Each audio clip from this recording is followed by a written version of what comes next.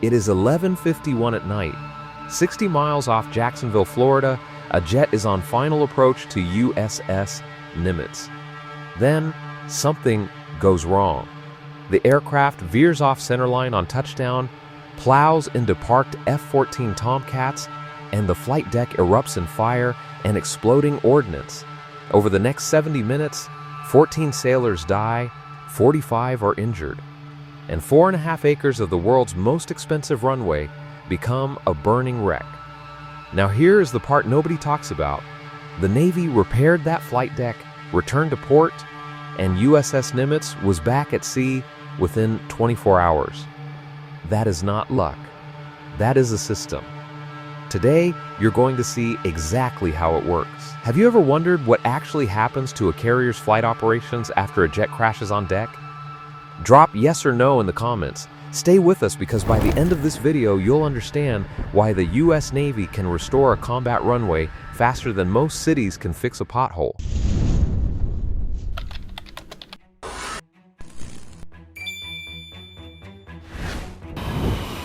Four and a half acres with nowhere to pull over. A Nimitz-class carrier's flight deck is 4.5 acres of steel plate, operating continuously 24 hours a day in the middle of an ocean that does not care about your repair schedule. There is no alternate runway, no backup strip, and no maintenance window scheduled conveniently on a Tuesday afternoon. When something breaks on that deck, and the forces involved in carrier aviation make sure something eventually will, the crew fixes it while the ship keeps moving, the aircraft keep flying wherever possible, and 5,000 sailors carry on around them. Those forces are worth understanding. An FA-18 Super Hornet lands at roughly 150 miles per hour.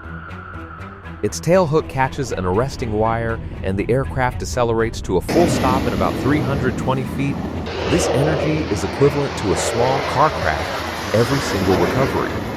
The catapult stroke on a Gerald R. Ford class carrier accelerates a 50-ton aircraft to 150 miles per hour down a 300-foot track. Jet exhaust temperatures are high enough to damage unprotected skin at close range. That is a normal day.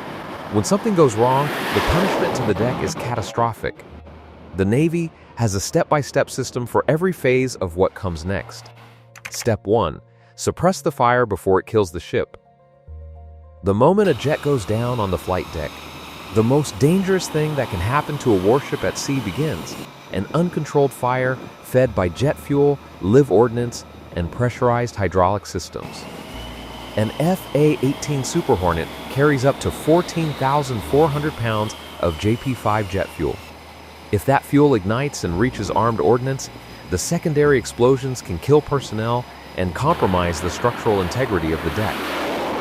This is not theoretical. In 1981, leaking JP-5 from damaged aircraft on USS Nimitz sustained the fire and allowed it to spread across the deck, killing 14 and injuring 45. The immediate response comes from two directions. First is the AS-3-2P25, better known as the P-25, a diesel-powered firefighting vehicle that continuously patrols the flight deck during flight operations. Its sole purpose is to reach a burning aircraft as quickly as possible, often within moments of an accident occurring. It carries 800 gallons of water and 60 gallons of aqueous film-forming foam, or AFFF, and is equipped with a 500-gallon-per-minute turret and 100 feet of fire hose. The Navy's own regulations are unambiguous. If the P-25 is not operational, flight operations stop. 2 functioning P-25s are required on deck at all times during flight ops with no exceptions. A FFF creates a thin chemical film over burning jet fuel, cutting off its oxygen supply and smothering the fire before it can spread or reignite. For larger fires, the carrier's flush-mounted deck washdown system activates a network of nozzles embedded in the flight deck surface that can pump up to 20,000 gallons of AFFF and water mixture per minute. The deck is divided into 20 separately controllable washdown zones so the crew can target only the affected area. The 1981 Nimitz investigation found this washdown system took more than 2 minutes to reach full activation, a delay that contributed directly to the death toll. That lesson became doctrine. It has not been forgotten. Step 2. Deploy Tilly, the crane that keeps the deck alive. Every U.S. aircraft carrier carries a crash and salvage crane on its flight deck. Every one of them is called Tilly. The name describes how it works. Tilly operates using a tillable boom instead of a telescoping or rotating arm. The boom tilts, moving up and down while the arm moves inward and outward. This design is faster to operate and has fewer mechanical failure points than a standard crane, which matters on a flight deck where speed determines whether the carrier resumes operations in an hour or loses the rest of the day. Like the P-25, Tilly is non-negotiable. No flight operations are permitted on a carrier without an operational crash and salvage crane on standby. Naval Air Systems Command confirmed this requirement publicly in 2023 when the service introduced a new generation of crash cranes designed by Allied Systems Company to replace legacy models that had exceeded their service life. The new cranes were specifically designed so fleet sailors could maintain them using standard technical manuals, addressing years of parts obsolescence that made the older Tillys increasingly difficult to keep operational. Step 3. Assess the damage. What's broken and how bad? A carrier flight deck is not a flat slab of metal. It is a layered system, and damage to each layer carries different consequences and different repair timelines. The outermost layer is the non-skid coating, a textured, abrasive surface governed by Military Performance Specification MIL-PERF 24667. It must withstand extreme impact, abrasion, jet fuel exposure, and cleaning. In a crash, it burns, melts, and tears away. It is also the most replaceable layer. New non-skid material is specified to reach vehicle trafficable hardness within 4 hours of application at temperatures as low as 50 degrees Fahrenheit. On a warm Pacific day, this is faster. Beneath the non-skid is the structural steel substrate. This is where the assessment becomes serious. A crash and fire can warp, crack, or thermally stress the steel in ways that are invisible on the surface, but make the deck structurally unsafe for flight operations. Damage controlment, the DC rating responsible for welding and structural repair. Conduct a systematic inspection of every inch of the affected area. Warping gets cut out, cracks get mapped, and nothing gets covered until the steel underneath it is sound. The inspection then extends below the deck surface to the arresting gear system.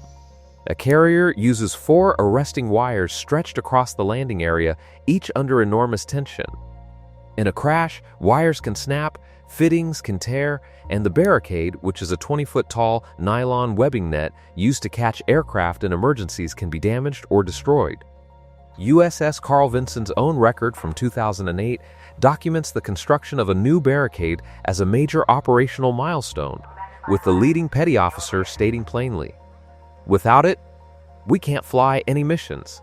The barricade must be riggable in under 5 minutes per Navy standards. Damage to its mounting points is not a minor repair. The damage is mapped." Now comes the part that separates a U.S. aircraft carrier from every other runway on Earth. The repair itself, done mid-ocean by the same crew that just fought the fire. Step 4. The repair welders, coatings, and wire in open ocean. The repair sequence runs in parallel, not in series. While one team finishes the structural assessment, another has already begun prep work on areas already cleared. This is how the Navy's damage control doctrine is designed. Because the mission clock does not stop for the repair schedule, structural steel repair belongs to the damage controlman. Where the crash has warped or cracked the flight deck steel, DCs cut out the damaged section, fit a new plate, and weld it into position. This is not workshop welding. It is welding on an open deck in salt air with the ship moving under them while other teams work alongside them. The DC ratings training specifically covers structural repair, plumbing, and welding because shipboard damage never waits for a shipyard. Once the steel is sound, non-skid restoration begins. Next, the damage section undergoes abrasive vacuum blasting, often called vacuum blasting. which removes burned residue and other contaminants while preparing the steel surface for the repair work that follows. Independent inspectors verify the prep before the primer goes down. The 2024 Coatings Pro report on USS George Washington's non-skid recoat documented a required primer dry film thickness of 5 to 6 mils before the top coat is applied. Whether the repair is carried out in a major naval shipyard or aboard a carrier at sea, it must meet the same mil perf 24667. Specification: ensuring consistent standards throughout the fleet, the Navy does not maintain a lower standard for good enough mid-deployment. Each wire is tested under simulated load before certification. The barricade, if damaged, is rebuilt by the same process USS Carl Vinson documented in 2008. 50-plus sailors following every instruction precisely, knowing the result had to stop a 60,000-pound aircraft at 150 miles per hour. What this means is that the standard does not change because the repair happened at sea. Closing. Every major airport on Earth has a protocol for closing a runway after an incident. They redirect traffic, bring in contractors, and reopen when the authority gives clearance. A process that can take hours or days. A U.S. aircraft carrier cannot do any of that. There is no alternate runway, no contractor on standby, and no civil authority to call. Only the crew, the equipment aboard, and a training standard refined over 80 years of carrier aviation produces the fastest, most reliable flight deck recovery capability that has ever existed on any ship in any Navy. The P-25 fire truck that must be on deck before any aircraft launches. Tilly, the crash crane with 7 sailors' names on her power box. The damage controlman welding structural steel on a pitching deck in the middle of the Pacific. The V-2 division rebuilding an arresting gear barricade from scratch. The air boss looking down at freshly repaired steel and making the call. These are not extraordinary responses. They are exactly what these sailors train to do. The extraordinary part is that they do it without slowing down. USS Nimitz returned to sea 24 hours after the worst flight deck fire in the modern Navy's history. Not because American carriers are indestructible, because the people aboard them were prepared. That is the standard the United States Navy has maintained across more than 6 decades of continuous carrier operations on every ocean and every weather condition against every threat. The runway always comes back, because the crew always brings it back. What surprised you most? The 24-hour turnaround on the Nimitz, the 27,000-gallon per minute washdown system, or the fact that Tilly has to be running before a single aircraft can launch? Tell us in the comments. Hit subscribe and stay with us. See you in the next one.